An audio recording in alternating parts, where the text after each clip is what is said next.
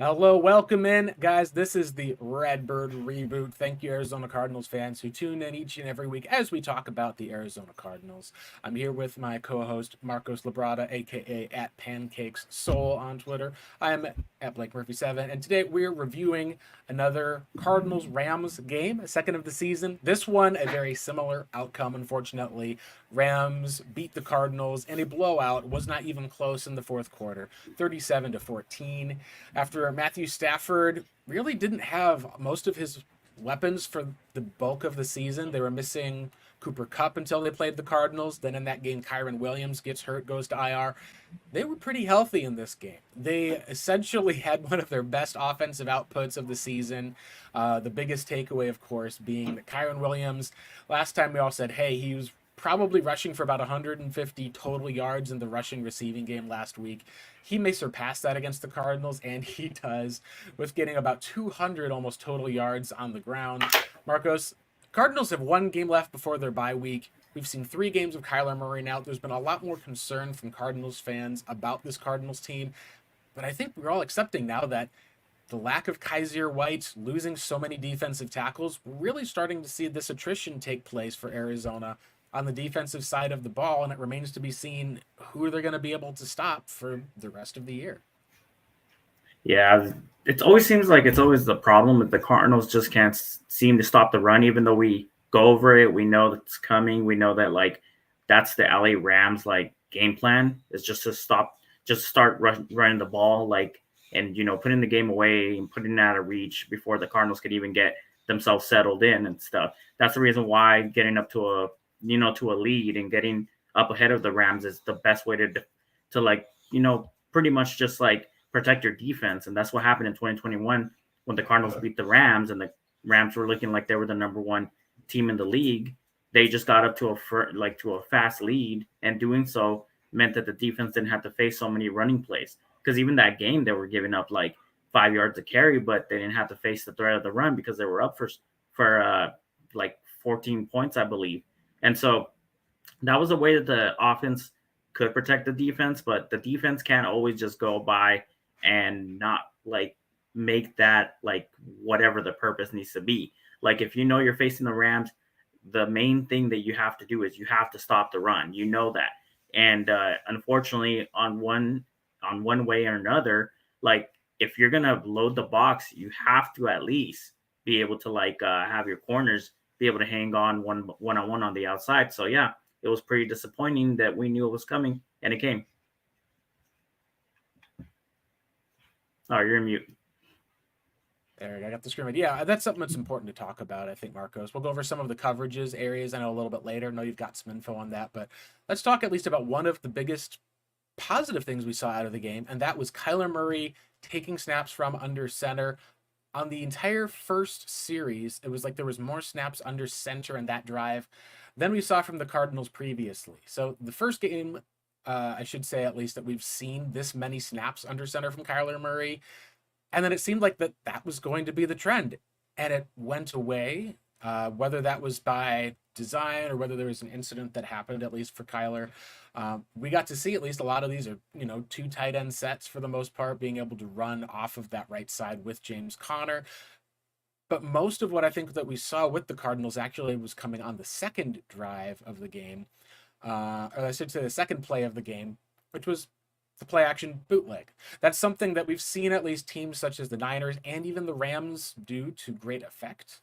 We're able to see at least within the shotgun here for the most part. Kyler actually does something at least that's nice where he takes the check down, which I thought was very much a kind of, I mean, it's a maturity for a quarterback. The reads the defense for the most part that's there for the side notices that you're on uh, pretty much like 2nd and 8. You can take a check down, and James Conner at least makes the linebacker miss, goes up the middle, and is able to pick up the first down. That's kind of, I think, a lot of where the modern NFL offense comes in is how you create and structure these big plays down the field. And then also it's how do you function in the short game? The teams that are the elite defenses, that's what they're going to stop. They'll stop explosive plays, and they're going to be able to stop teams kind of being able to dink and dunk down the field. That's where the elite teams, it comes into making some of those intermediate throws. Now, this is one of the key plays. You see here, there's the tackle to James Conner that he makes something of it. You probably should have been in 2nd and 12 at this point.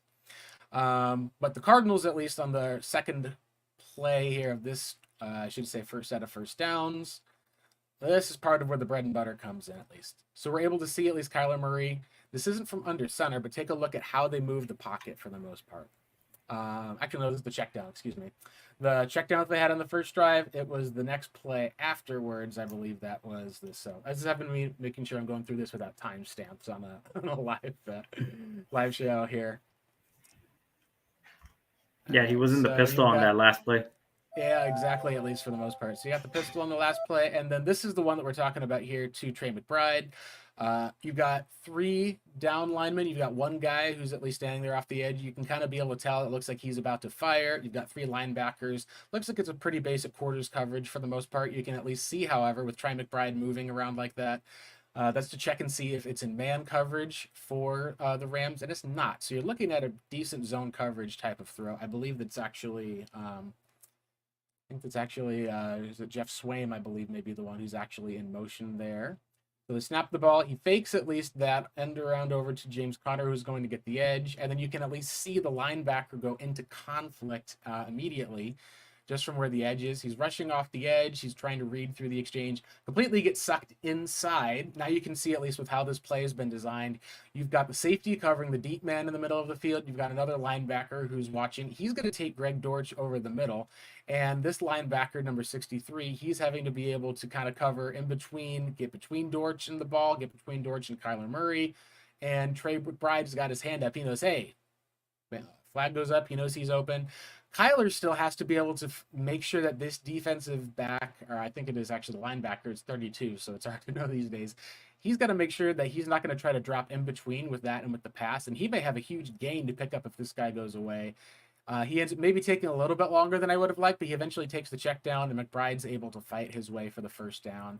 And you can see how there was a choice to be made here, at least. Number 4 is having to essentially kind of stay in here, because if he abandons his position behind, you're at least watching with these routes that are coming behind could be open in that regard.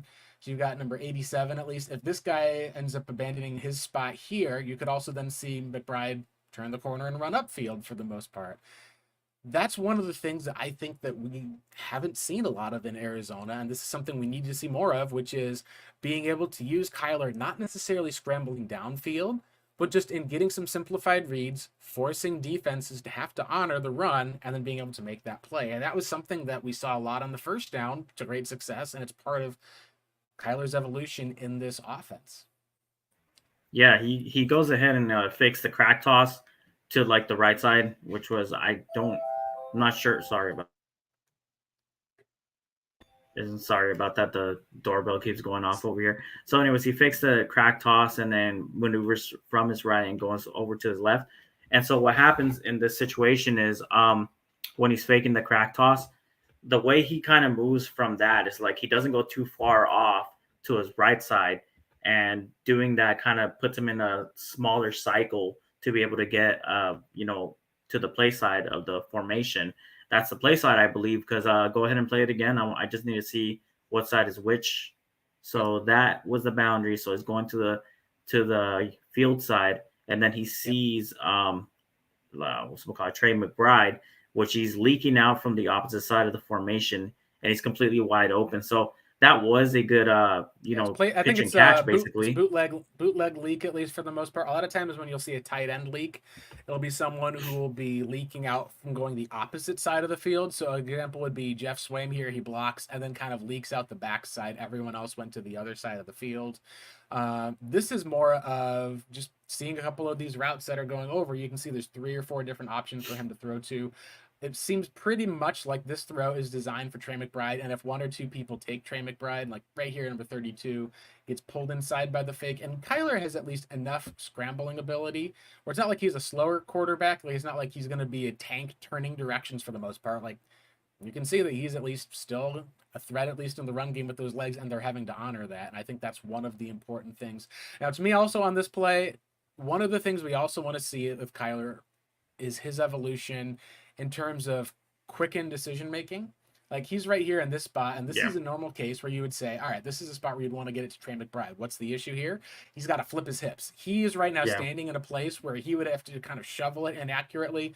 There's another linebacker in pursuit. If you kind of that ball and shove it up there, I'm not going to make that noise again, so don't ask. That runs. You've got a chance that 59 can just close in and pick it off, so you're going to have to flip your hips around. He ends up getting the hips flipped around for the most part. At this point, you probably should be making the throw. My guess is that if you take a look at the earlier film, he's actually reading the guys that are behind McBride to see if he can make a bigger play, which is something that we've seen from Kyler. He can be a more aggressive quarterback, so he's looking actually off to the left corner, be able to see if he can get the deeper player. Doesn't run over that route for the actually no, yeah, it was number 0, which was I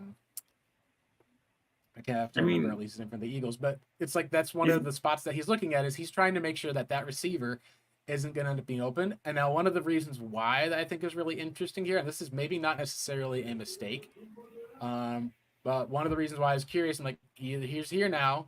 Dortch is going back into the middle of the field if he wants to have an option for the most part that goes back across the center. you got You're not going Jeff to go Swain, all of the way course. back across that. Yeah. He's Yeah. looking at least for the most part downfield at this is the wide receiver who is I think it's Cardinals. It's 0 on the roster, which is gosh, driving me crazy at least here now. I can't remember who they signed. So Zach Pascal. Pascal, yeah, Pascal. Yeah, Pascal's wager. If you watch what the referee does in this play, for the most part, he takes off his hat. Now, some of the guys, at least, maybe we don't get to see this as much on the broadcast. Maybe it gets explained sometimes. But when the referee takes off his hat, it means that's where a player stepped out of bounds. So what it means is if Kyler Murray threw the ball, it says that whatever player steps out of bounds and comes back into bounds, he can't touch the ball first. Because that essentially would be a cheating thing. If someone runs out of bounds, runs back in, and catches the ball, then it's like no defender is going to follow you. You stepped out of bounds. So he throws his hat down right at that spot. So there's no way that Kyler could have thrown it to Zach Pascal. I think that in this spot, maybe you can say that he's reading it. That's the responsibility. I would have loved to have seen him just immediately take that throw to Trey McBride. Don't spend time waiting. He's all open for the most part. He takes a little bit of extra time. And McBride, to his credit, he fights through and gets that first down, which is something that we've seen before that he's probably going to be in a 3rd and 1 type of situation. He would have easily gotten the first down if he threw it earlier. But regardless, you get at least success on this play. That's one of the things I think that we can at least talk about. We're saying, why aren't they running more of this play action bootleg? That's something the system is supposed to do. And we've seen how effective it can be when you've got a solid run game. Yeah, it's exactly what you said at the very end. It's like, I mean, the end result was still like a 10-yard pass, and you want him to kind of not so much baby step his way into like this type of offense where he's like taking like just small like throws like below the sticks, but you also just want him to take those easy shots. Like you want him to build confidence and like, hey, this guy's wide open. There's, it's easy for you to be able to get that completion because no one's going to come and interfere. Of course, like the way you have to move your body is going to be the issue.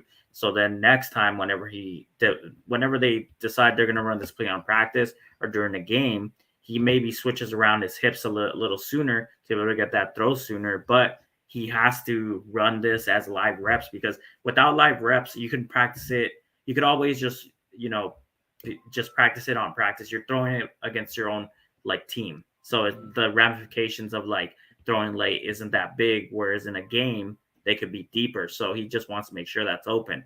Of course, as the time goes on, he'll start developing and watching the other reads that are coming open. Like we're not expecting for him to do this right off the rip, but is there a possibility where he can like now start reading to the deeper posts, like up the field and whatnot? Yeah, that's always a possibility. But you read that one from the bottom up. You read to see if Trey McBride is open, and if Trey McBride's open, coaches would most likely want you to take the safer throw in this situation. But if you really want to go for it, I mean, you want to look at that deep post and by Jeff Swain where he's open. Yeah, it's a home run throw, but like it's not in his development right now. We shouldn't have that expectation either. It's also what's being asked of the player because a lot of times people say, oh, that receiver was wide open. But part of how football will work is you can't just basically just chuck it deep every single play for the most part. A lot of times you'll have routes that are deep that will be designed, like in this case, for the most part. A lot of those plays that will be designed is to get the actual safety out of the way. So you can at least see if Trey McBride is here, you've got Swaim at least in that spot. This is not a play that's designed to have the post really as an option. It's designed to just be able to be a quick throw at the ball, get it out, being able to have one or two options. It keeps it very simple. You can see even with Swaim, he's trying to be able to run through the middle of the field. You've got the safety up at the top of the screen for the most part, is kind of covering that zone, where you've got the likes of a Zach Pascal essentially like going for that deep post route like we're talking about.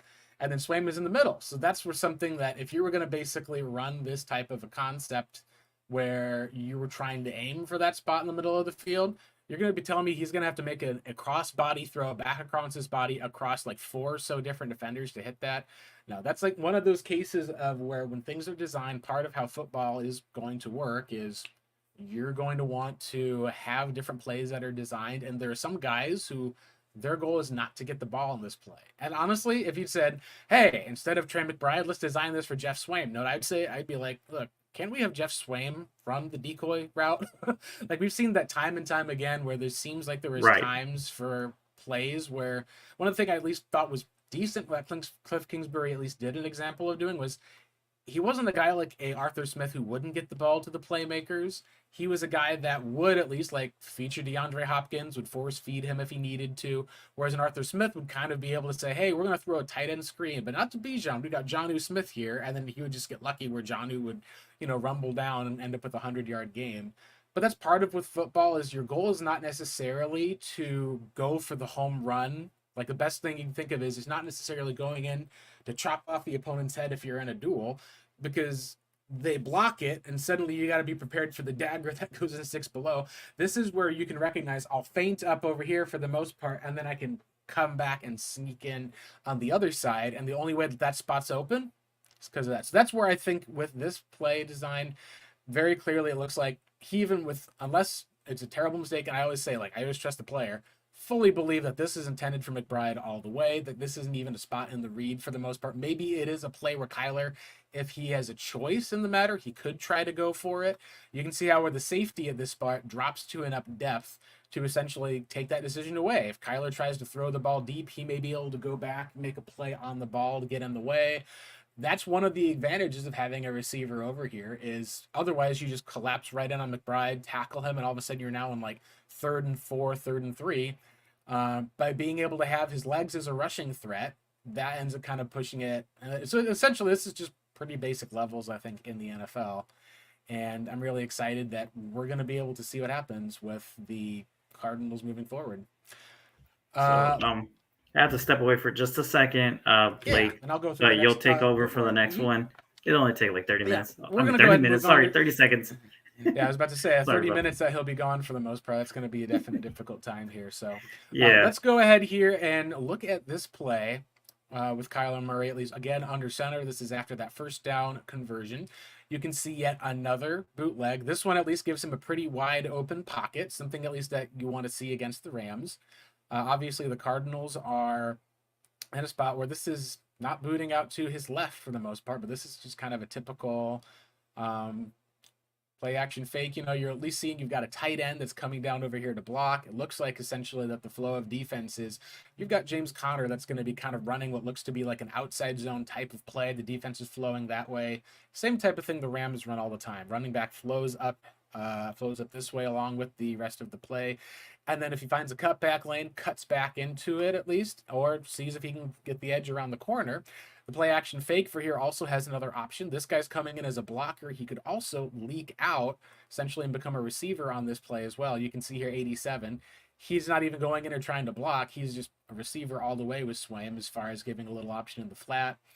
And this is just a play that's pretty easy designed for Greg Dortch right across the middle of the field. You can even see how Zach Pascal is used essentially as long yardage on that play there, where his entire goal is not necessarily to be the open guy on this post, but he's going to take that deep safety back away and create corners, spot for Dortch underneath.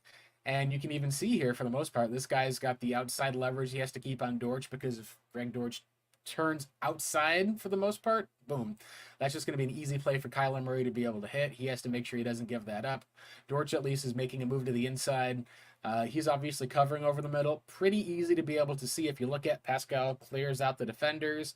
You get one defender in the way trying to get there, but Greg Dortch is a little bit quicker, gets a step, and you're able to at least see that. So let's take a look at that play one more time. Again, watch for Pascal on the right clearing out that safety here, and then you can at least see over on the other side, the safety has to keep outside leverage on Greg Dortch. He's able to get open underneath off of that play action fake. And this is really where, I know PFF, Pro Football Focus, they talk about the importance of just running play action and bootlegs, even if there's not necessarily an elite rushing threat. This is one of those cases where I think the fact that they at least are respecting James Conner on that outside zone is important.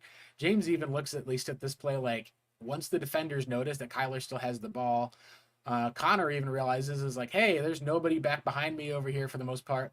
But this play is not really even designed to go back across the top of the offense for him. This is more of just him going, hey, like, no defender came with me. This whole play is one of those things that could have been a really bad busted coverage for the Rams.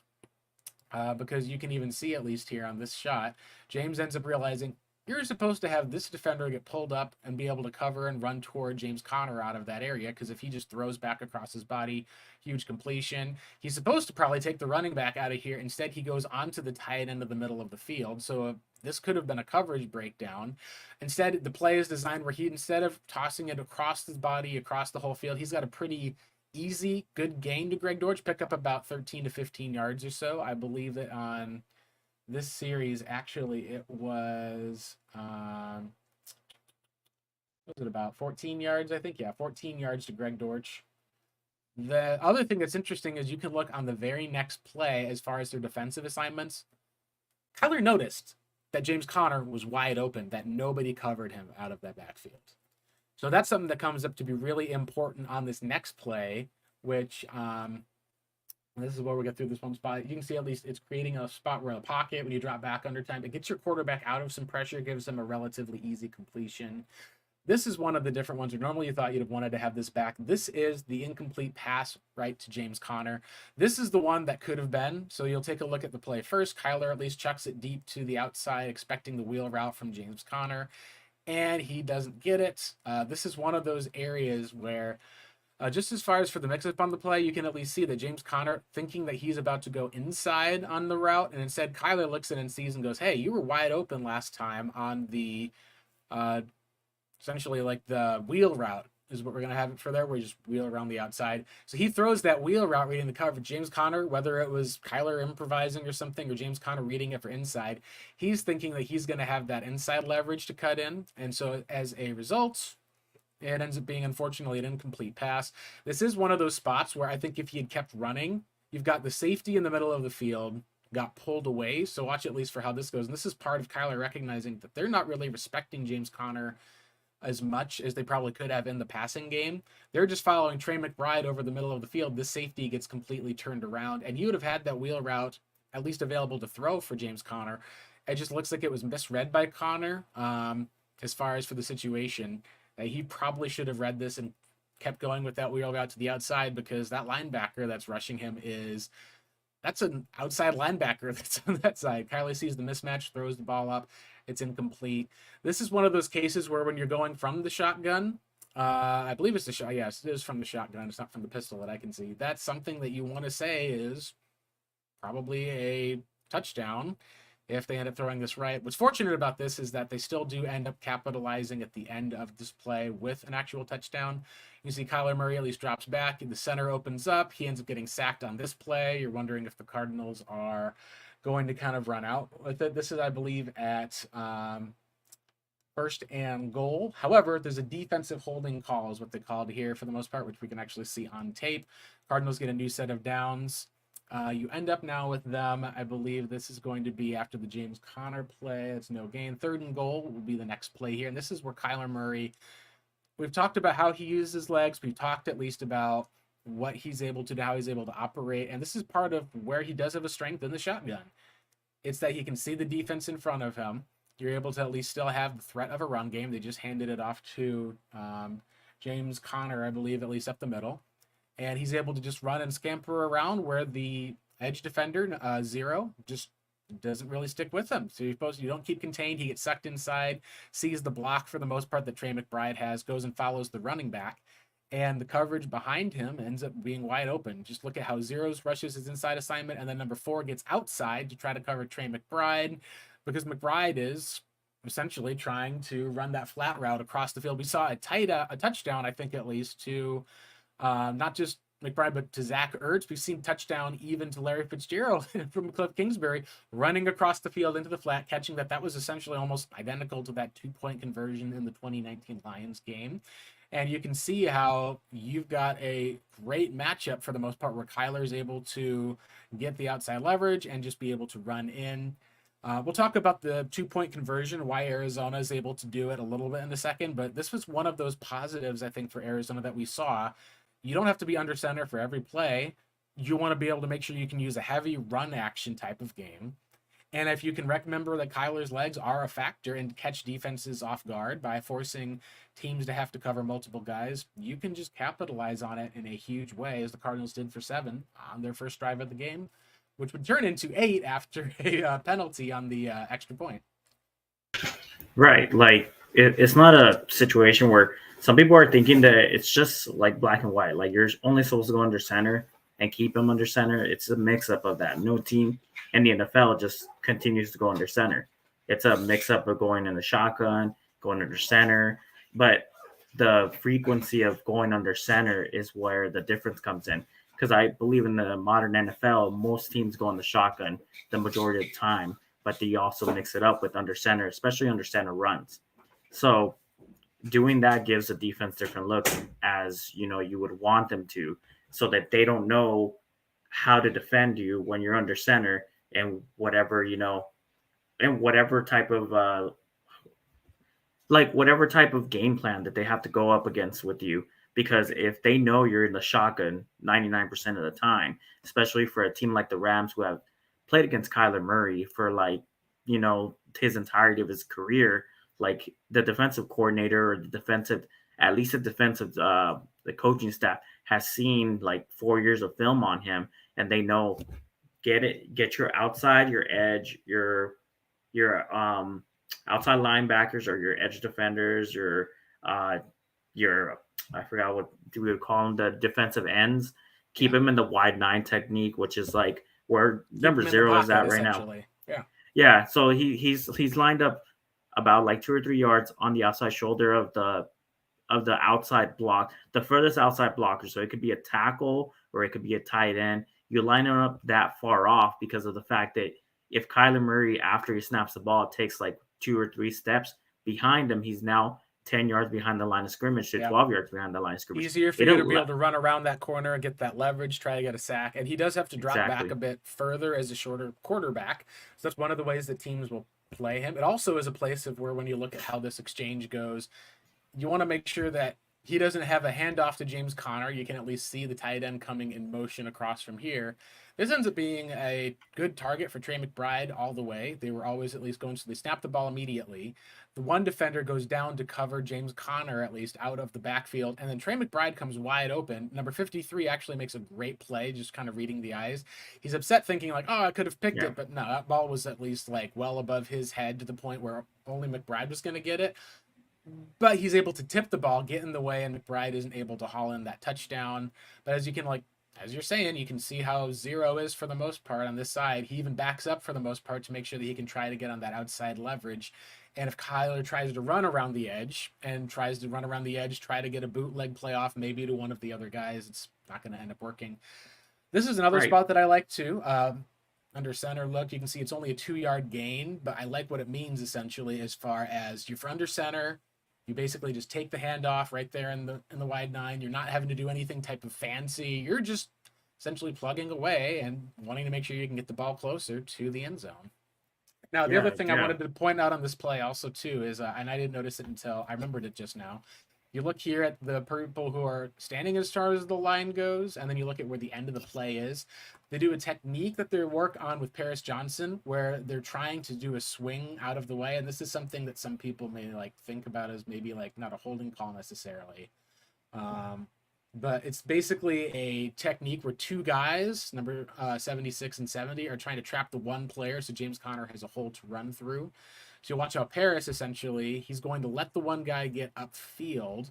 And this is essentially, I think this is called a, I don't want to say swing move for the most part, but there was something that was called by Brandon Thorne, which is a more complex technique where essentially you kind of have to swing past and then you use a guy's momentum behind him, where you swing past the guy and then you use your arm to kind of throw him back behind you.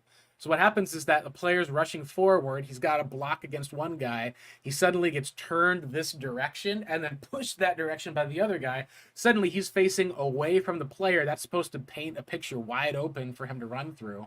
And what ends up happening is Paris gets behind him, tries to pull, and he does succeed in his job. He actually has the guy get completely swung around here. The issue, of course, is they're still playing at least enough zone. Greg Dortch, you can see here where he goes in for some of the blocking. You can see the guys behind the linebackers. They're not able to get enough to be able to power through. But it is really kind of fun to be able to see that technique for the most part, where they're trying to get this guy out of the play for James Conner to run through. The biggest issue on this one is it doesn't get perfectly blocked by everybody, and you can kind of see who the offender is once we get to the above center thing. So watch the plays, at least for the most part, and you'll be able to see who's the person who didn't quite get their block. And this is one of the things that I noticed was a theme all day. And it's the center right here at Yalte Froholt. This isn't to like disparage or say things that are, it's just to say that number 91, at least for the Rams, he was all over the place for the most part, what I saw on the game tape. So in this spot, he's not able to get blocked open to be able to get enough. Froholt gets kind of pushed back. So instead of Connor having that wide open lane to run into, where you can even see number 92 gets kind of pulled out of the way and he'd have that gap here.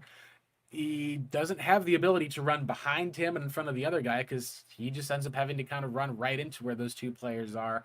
So this is one of those things of you're looking for at least where is success going to come from, because this guy is completely turned around backwards. If he gets blocked even further out of the way for the most part, it would be James Conner either one-on-one with 43 or at least as the cutback option. Or he's able to, if you get the block off, he's able to run right behind this guy, kind of break the arm tackle.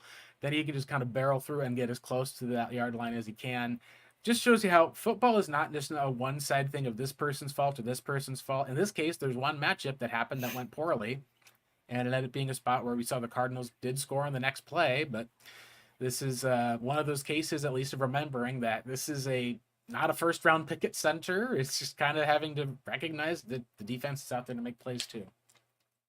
Yeah, he definitely, like, his job was to down block on that on 91. He just gets pushed back into the Yep. formation, and just when that happens, especially when your running back is tasked with an inside zone call, if those inside gaps don't start opening up and stuff, you don't give them any chance. And of course, you saw all these defenders leaking into the backfield one by one that just took James Conner down. But it's still the play that they did run was from under center, which is important.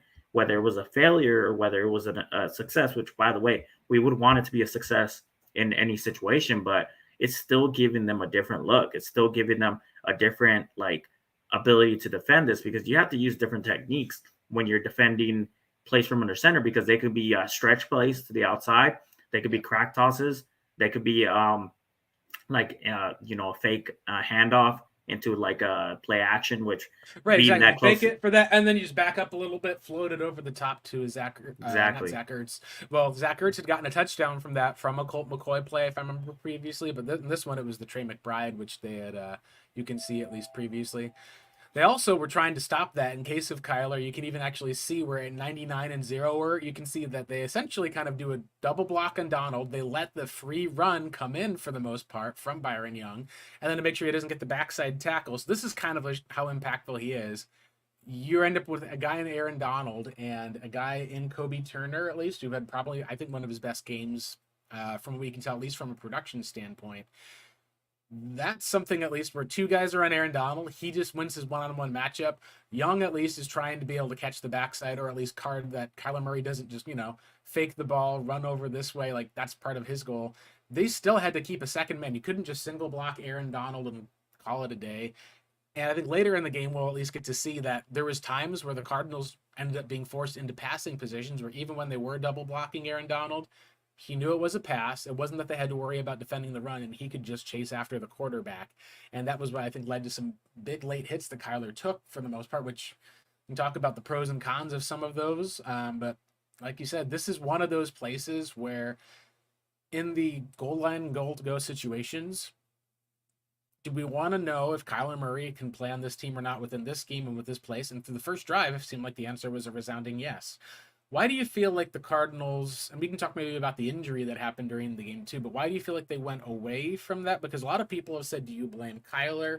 Do you blame the defense, the score getting run up? They're having just to throw the ball. There isn't a run game. Did James Conner, they kind of either got hurt some more or they were just like, hey, we don't want to waste you in this losing game to waste some of those touches versus in games that we need you for.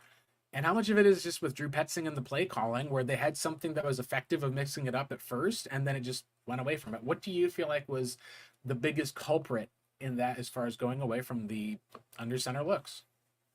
Well, as I always mention, like the game of football is a game of nuance. So obviously, there's so many factors that just come into this. So it's comfortability for Kyler Murray.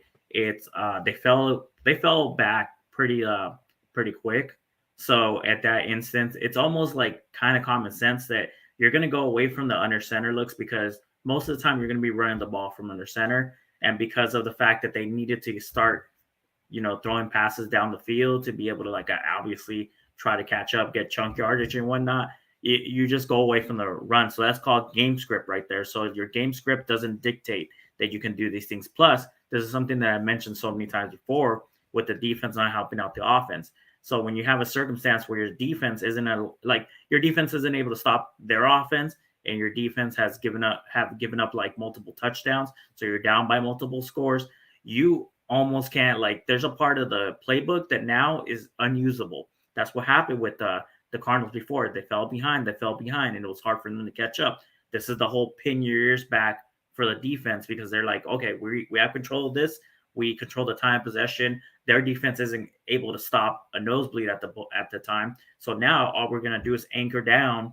We're gonna make sure that we rush our people outside, keep them contained within the pocket, make them step up into the pocket because now he's lining up a shotgun almost exclusively. So if you put him under center, cool, you can go ahead and execute some play action passes. But you've seen, and there was a few in this game where he did almost complete one to Hollywood Brown. Well, Hollywood Brown was contested, but he still had it within his hands. It was unsuccessful. So you can try to throw bombs down the field with those looks. You're not going to do it every time.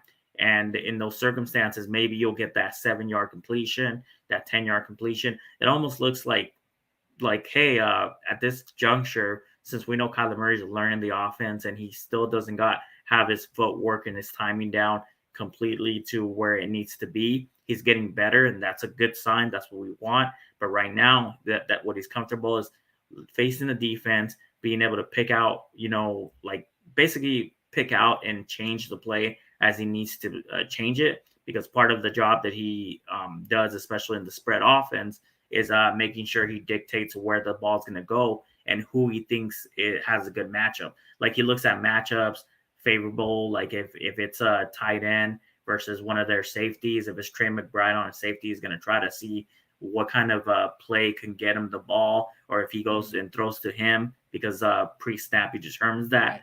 But his post-snap mechanics still, like, I'm not going to lie, his post-snap mechanics have been either non-existent or they're just when he's breaking the pocket. So like that's what he does post snap. And that's something we can at least talk a bit about. One of the things I did want to also highlight was on that first drive. So this is after the short pass to Marquise Brown. This is the 2nd and 10 miss to Greg Dortch. You can see that the Rams are showing blitz. Kyler knows he's got one-on-one coverage on the outside. They don't pick up some of the pass protection, but it just ends up being a ball that, and this is probably one of those things that's unfortunate where you can at least say that this is whether it's the right or the wrong decision. Whatever the route that Marquise Brown at least is running for the most part is clearly he's trying to fake to go upfield and then get open. I don't know if that's something that seems to be for me as far as the route being run. There's two issues. One is you probably need to be able to recognize that there's either a hot route that you're going to have, or on 2nd and 10, we've seen this in the Cliff Kingsbury offense. You'll take a deep shot, usually to one-on-one coverage in the outside, and part of that's because that's where Hollywood ends up running. He runs into the middle, and that's where the safety goes, which leaves him the outside coverage. So I don't think it was a mistake by Hollywood Brown. I think that you look at number 4, where he's watching with both of these guys blitz. He's having to be able to keep off that player. The issue, of course, is you get the ball tossed up to a Greg Dortch, and we can talk about some of this because it seems we've talked about it every week. Michael Wilson hasn't been out there, but you got like a little 5'8" guy for the most part who actually has a taller guy in Witherspoon who's a linebacker in coverage. And again, that's something at least that's kind of important to note, I think, too, is actually, I don't think Witherspoon, I think he's a safety, actually, as far as for how they have him split out. Rams. Yeah, he's actually. Oh, it's Akella Witherspoon. I don't even know what I was thinking. I was thinking Reese Witherspoon in my head. But yeah, that's the former Niner Akella Witherspoon. So it is a cornerback, but they've got the one-on-one coverage. He motions his route. There is a mistake that gets made here, whether it's by DJ Humphries or James Conner, where there's two guys here in pass pro. They both take the inside guy, and then James Conner has to react to the outside player. These are ones where you don't know who the ME is on. All you know, at least, is maybe it's even a zone blocker where DJ Humphries picks his man and James just has to pick up who's left. Either way, Kyler gets the ball out early. That just shows the lack of having a large outside target at receiver. And even if Michael Wilson comes back, obviously there were health issues in college. They just have not featured Zach Pascal at all. And so you can clearly see how one of the things that Kyler was good at was he would throw it up to Hopkins in one-on-one coverage, throw it up to AJ Green outside in one-on-one coverage. The throw is not even really catchable. It's a little bit high. But even if there was at least a larger receiver in there, they'd at least have a chance to kind of go up and get the ball on that route. So that's something at least that I think that you'll see as far as the pocket protection also just kind of breaks down over time. But this is early enough where they can still run the ball from under center. So on this play, you at least have it. It's all right, 3rd and 10. You can at least see how there's a bit of a play. I think this is the play at least that he kind of just completes it over the middle. This is one of those areas where I felt like there was both progress from Kyler, things you like to see, and things you don't like to see. I think the 1st and 10 actually is the next series to run because they punted after this Demercado is in on the play. Maybe that's where it was just a 3rd down play. They're bringing the 3rd down back, but this is a spot where pressure is basically given up. You can just see Aaron Donald kind of do his work. In the past, this is what Kyler Murray would have done. Would he have just stood in the pocket and kind of thrown a check down route? No. He would have taken off to the left-hand side of the field and tried to make a play. You can see he's got number 91, Kobe, I think, coming up for the middle of the field. You can see Aaron Donald's got 2 guys trying to block him off the edge. Kyler ends up just shifting slightly to his left, finds the open window, trusts the protection, and then throws to McBride. It's a little bit late as far as he double clutches at first. So that's one of the things here is you probably move right here. He then kind of double clutches, pulls it back, and then throws it again. I don't know if that's because he was looking at Dortch and then Dortch wasn't there, so he just adjusts and goes to McBride. Either way, a double clutch usually means that you're not confident in what you're seeing because obviously as a coach, I would say, hey, look, you're in this spot. You're just going to have to hit the check down that's going on there. Just throw the ball while you've got the chance and the guy's barreling down on you. We all know Trey McBride can get yards after catch. If he's able to break a tackle, maybe you get the 1st down. And if not, you're at least getting the ball upfield where you get your punter a bit more room. You're not taking a sack. You're not there. But in the old ways, this is a play in which Kyler 100%, I think, would have taken off a bit around to the left edge because you can see here, he's got 97 right in that spot. He probably would have, at least for the most part, was seeing the guy barreling down on him, would have tried to either take off or would have left, look back, run maybe backwards in the pocket, trying to see if he could have extended the play. Instead, there's some maturity. He ends up throwing the ball, takes that kind of check down, and they punt, but they live to see another day. That's something where McBride does take a big hit. Part of that, I think, is with that double clutch. You'll even see he didn't get a chance to defend himself because the quarterback just kind of threw it right in there, had to get rid of it with Donald coming. That's something I think that you could say maybe it'll grow with time, but the speeding up of the process, especially from the pocket, is something that we need to see from Kyler Murray. You can say that it's rust. You can say maybe it's just slower reads, but on the very next play, I should say series, to get the ball at the 25.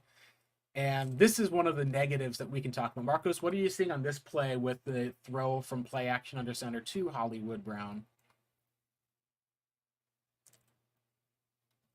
Hold on. My bad. I was trying to scroll from my left screen to my right screen. It's funny because I actually have this play up pulled up on my side. If you don't mind, I will go ahead and pull it up on my screen. That way I can control it. Let me Perfect. Yeah, see. let's go ahead here. Once you get that pulled up, this is just the this is one of the areas we wanted to see Kyler work from, which was deep passing completions off of play action. There we got your play here. All right, cool. So this is obviously the first play off the series. After they get the ball right back, you have your what I believe is a 3-by-1 formation. Actually, no, it's just a single back and 2-by-1. So you have Hollywood at the top of the screen. He runs a deep post going across the field. So on this type of play in particular, I like what Kyler Murray does with his footwork, which is once again I always preach when he fake hands off the ball and he goes again and steps off that back foot right there in that situation where he's ready to throw.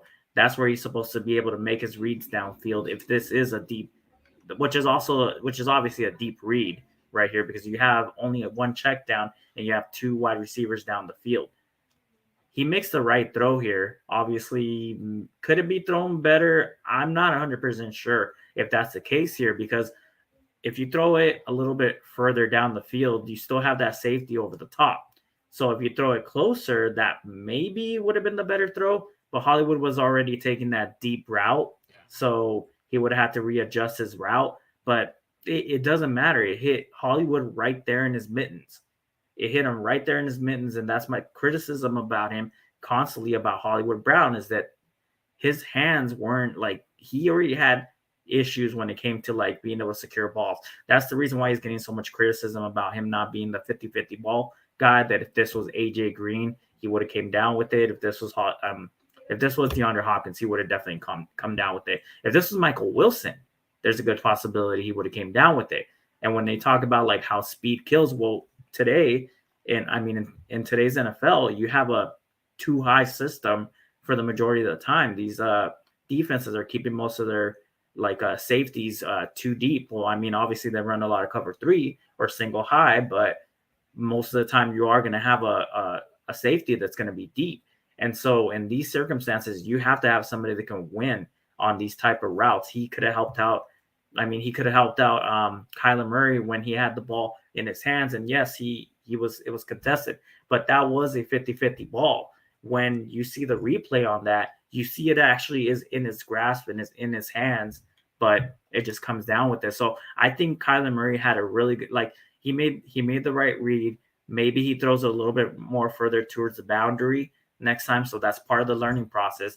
But the end result of this is like Hollywood didn't help out his friend over there. He had it in his hands. And if you always have it in your hands as a wide receiver, it should be a completed pass. I agree. Yeah, and that's one of the things also too about just this drive in particular. They had a deep play.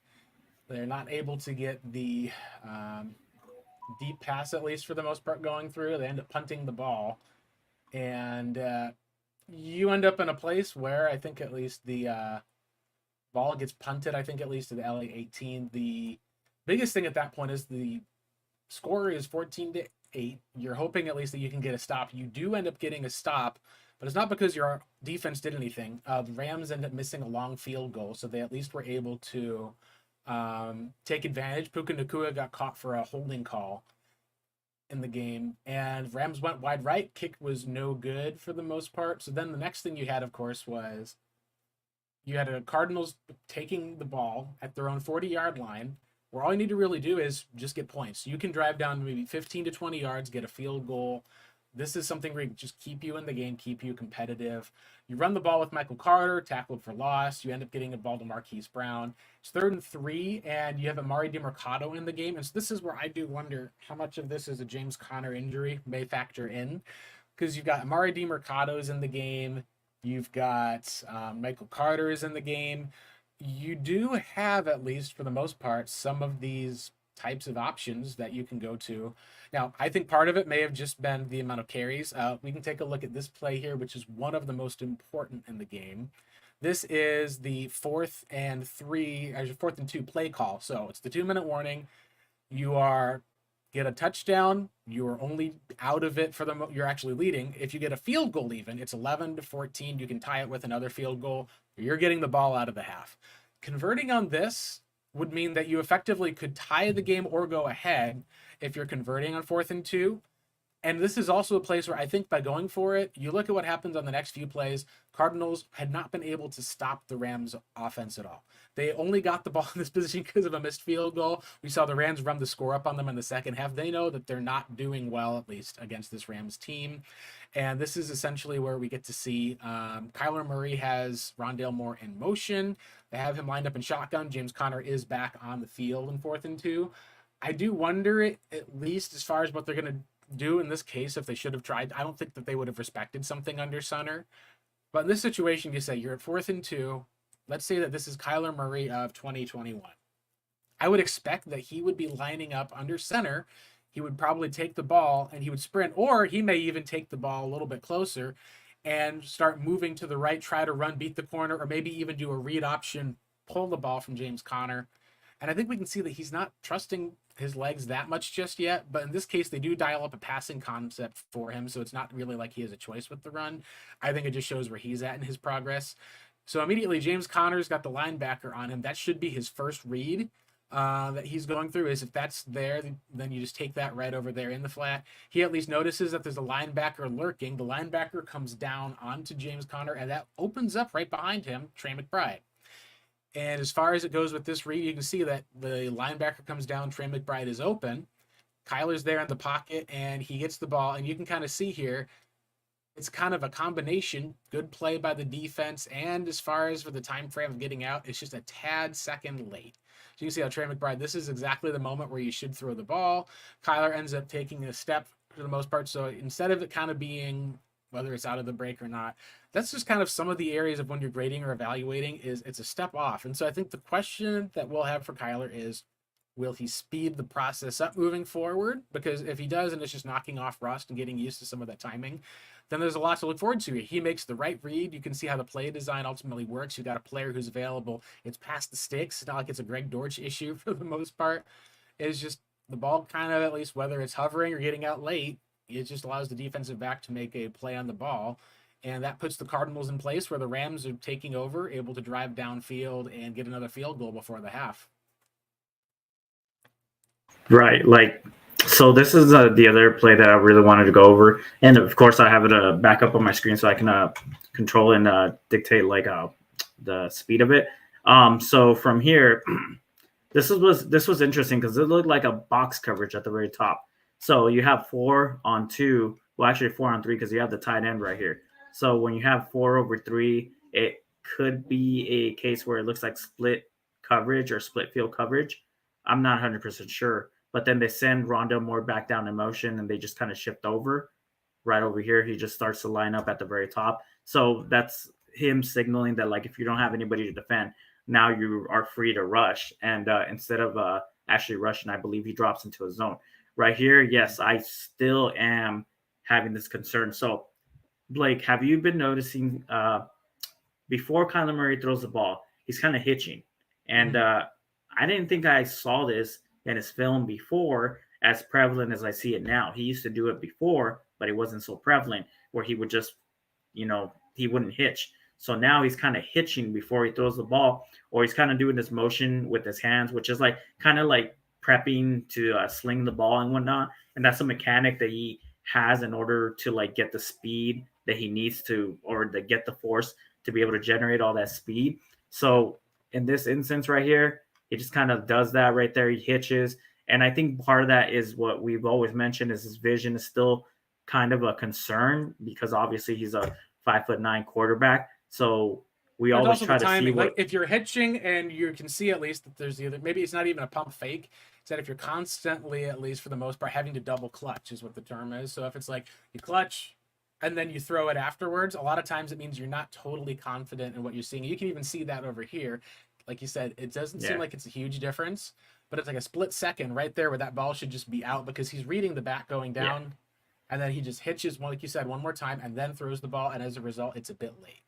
And that's something that showed up all throughout this film, I think, that we saw was that the speed, whether it's Kyler still adjusting to some parts of the game, or if it's the the vision, like we are talking about. What I thought was a positive was there were times in 2022 where I would watch Kyler and he'd be back there in the field and he would hitch, hitch, hitch, and then kind of start to run. Essentially, no one was getting open, but also it looked like he was not seeing either guys run the right play. He wasn't either, it was maybe more of like the first read wasn't there. What do I do? Here, he immediately goes from his first read to his second read and throws the ball. It's just late. So it's kind of that weird avenue of, can we say that he can't conduct this offense? It's, no, we're saying he's conducting the offense. It's the fact that he hitches a couple extra times.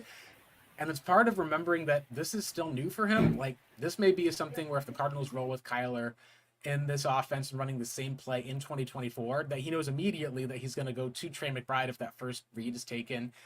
And I think that's some of the question of processing speed and processing versus he's still having to think out there. Like you can even mention, he's having to kind of focus on the footwork of dropping back from the one to the other. He kind of straightens his footwork to be able to make that throw go off.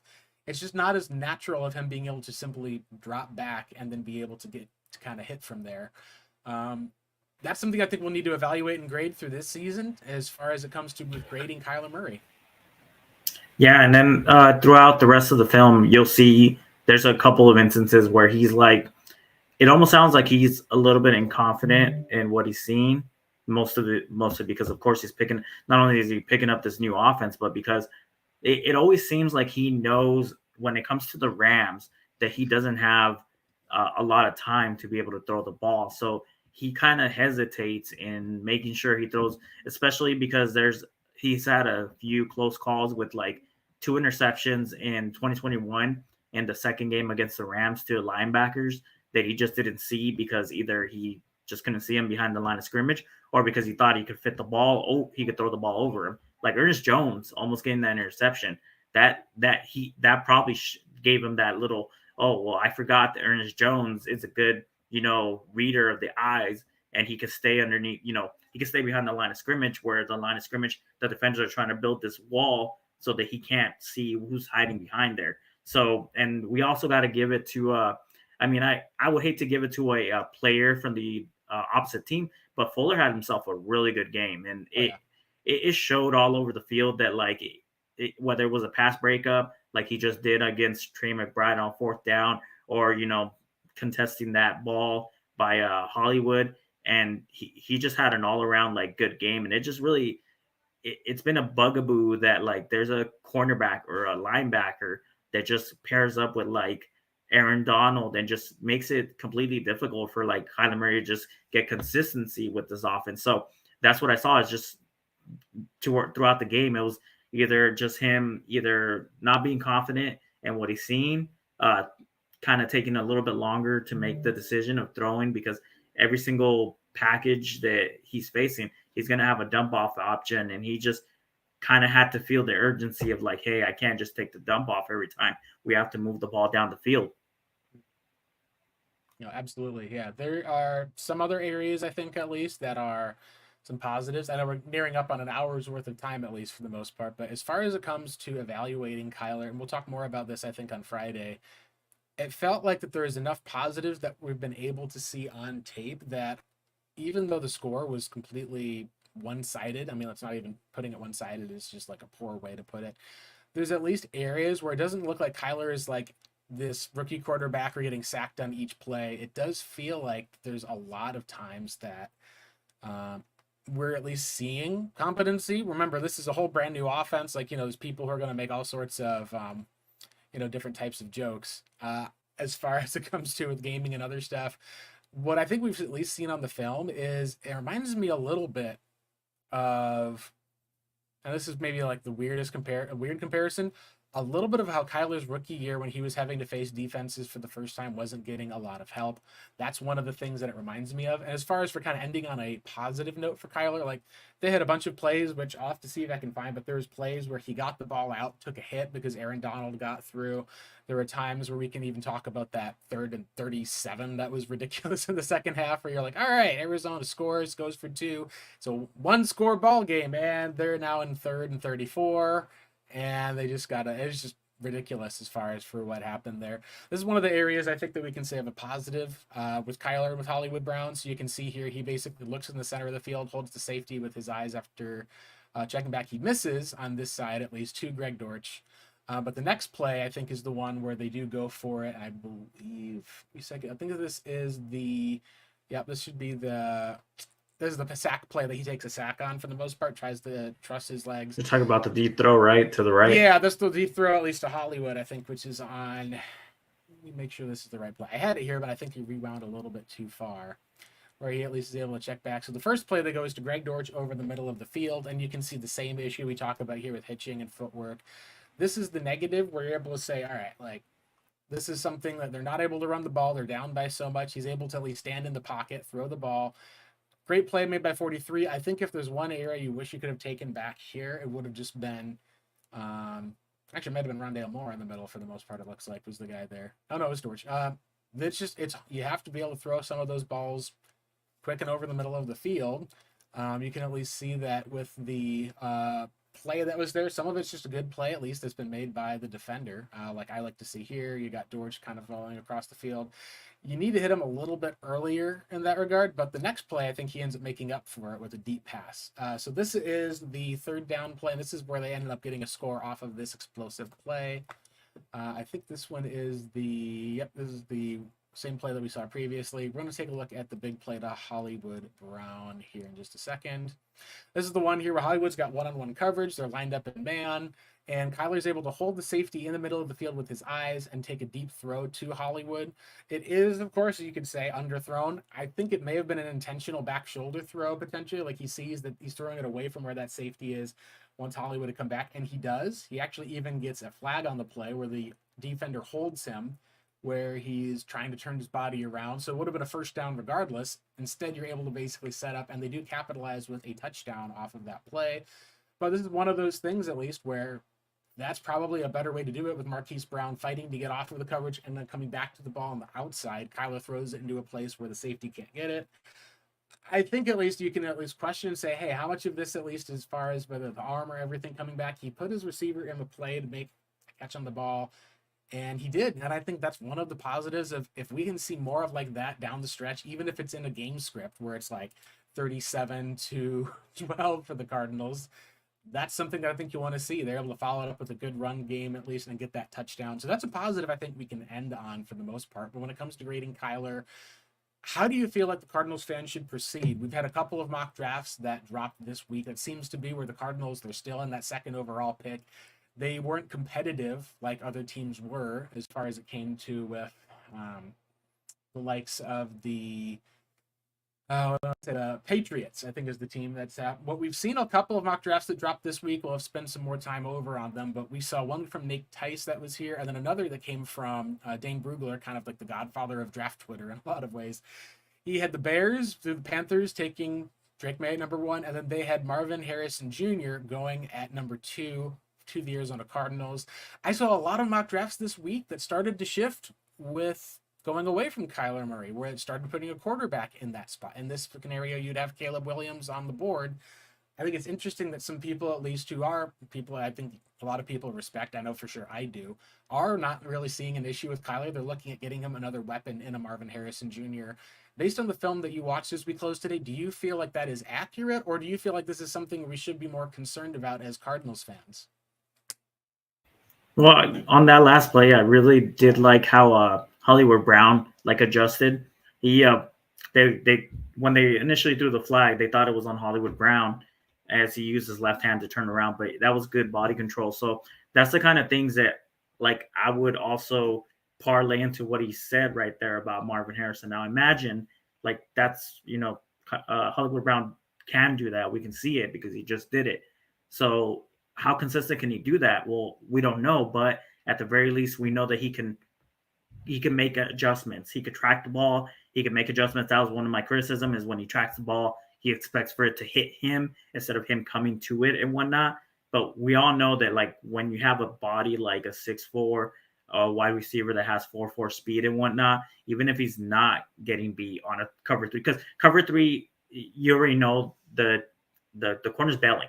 So there's no situation where he's like, hey, he's playing sticky cover, he's bailing. So he's just trying to take away that 9 route. So in that circumstance, Hollywood Brown might not be able to get that leg up on him when he knows that the corner already has it's a foot race and the corner already has like, a head start because he knows what he's doing, and Hollywood Brown would have to adjust to that. So that's great. When you have somebody like Marvin Harrison Jr. who's running on the sideline in that same situation, that same circumstance, you can already like tell that in that circumstance, he'll be able to control his body, he'll be able to turn, and even if he does have a step on him, he's gonna get that ball over Hollywood Brown. So I 100% would believe that no matter what the circumstances, I don't want to pass up on another Hall of Fame prospect, Marvin Harrison Jr. So go ahead. Sorry, that's my sister. But in a prospect like Marvin Harrison Jr., to me, even though like a lot of people have mentioned, hey, what do we do with the quarterback position? Well, do I want to move up from Kyler Murray for a prospect like Kellen Williams? Yeah, I would say that. But the problem is, what did we present? I think I talked about this last stream. What do we give Marvin Harris? Caleb Williams if we draft him into our wide receiver room? Now we can always draft another wide receiver with that first round pick or somebody in the high second round. That's fine. But do you want to have a for sure prospect? Do you want to have for sure like wide receiver that has a trajectory to go to the Hall of Fame and has that blood in him where, hey, he's been raised got by that his dog father. in him, as they would say. Got that dog in him is what I think people would use as the Yeah. Yeah, no, and I agree with you. It's a debate that's going to be had, and I think we'll probably have it all throughout the Cardinals bye week, at least for the most part. Last thing, of course, with news, as we mentioned at the top of the show, or maybe we didn't mention, Zach Ertz being released by the Cardinals. That's just a scenario of doing right by the player. Eagles in the past traded him for a 5th-round pick when he was a free agent. Cardinals did sign him, but this is now him. Most likely he'll clear waivers. It'd be interesting if he gets claimed by a team like the Niners ahead of a team like the Ravens, or even back home to Philadelphia with the Eagles. I do think that they're probably going to see that. I don't think he gets claimed by a team that needs receiving help, such as Carolina. I don't think he gets claimed by a team like the Texans. I think that it is one of those top contenders that he's a veteran that gets added to the room that he'll go to. But it means it's also the Trey McBride show. We'll talk more about with Kyler Murray and everything else that will go on with the Cardinals, especially a lot more about those quarterback positions, just where we could see as far as what is the benefit of the Cardinals keeping Kyler Murray, what may be the benefit of moving off of him. For Marcos Labrada, I'm Blake Murphy. This has been the Redbird Reboot. Make sure that you like and subscribe to the podcast. Make sure that you're following. We also have places, at least on YouTube, if there's other spots you want to leave comments, we'll make sure we read all of those as well. Take care, everyone. It's been the Redbird Reboot. It's time for us to log off. Take care.